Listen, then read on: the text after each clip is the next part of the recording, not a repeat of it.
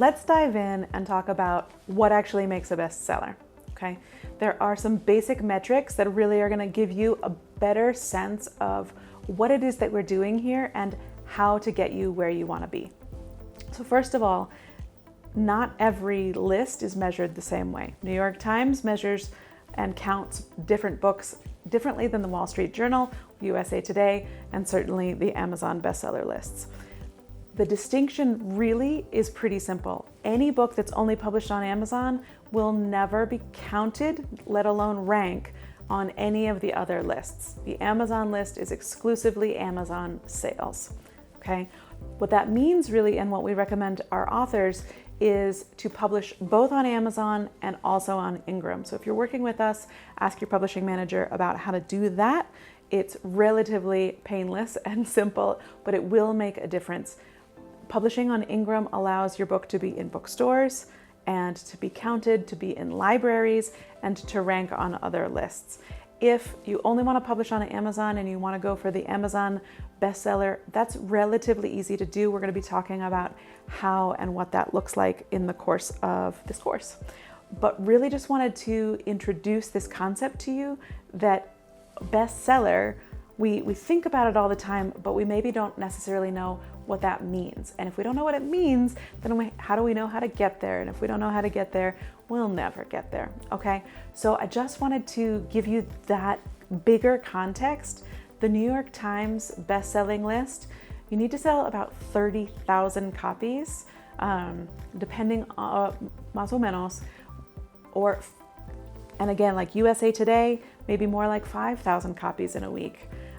That's still, it seems possible. You're like, I have 3,600 friends on Facebook. If I can get every one of them to buy my book, then I'm halfway there. But it's not quite as easy as that. The other thing is that it's not always exact. I can't tell you exactly how many books you need to sell in a particular week, because on the week your book comes out, it's being compared against all the other books that are coming out that week. And bestseller, it just means number of sales, okay? But as I said at the beginning, each organization sort of counts those sales differently. Where do they get their information, how they count them, and I think it's the New York Times, they actually, sometimes they'll bump something off the list just because they don't like it. So it's not a perfect science, whereas Amazon bestseller is really strict. It's the number of sales per day, per category, and per marketplace. Amazon has different marketplaces depending on which country the sale is made in, but this is where we can twist it. This is where we can hack the system, and this is how we get our authors to always rank in multiple categories for many days in a row. And that's what we're going to get into a little bit later, but I wanted you to have a sense that what is a bestseller, right? Definitely it's something that we want to go for, but what is it? What does it mean? And the reality is, the hard truth is that depending on which category you're in, which list you're trying to get on, the goalposts are different for each publication. So that's what we're going to be digging into. We're definitely going to be talking about how to get on the top of the Amazon lists, even though we want you to be publishing also in Ingram so you can be in bookstores and so on. But the reality of the number of books sold to get on the New York Times list is a really high number.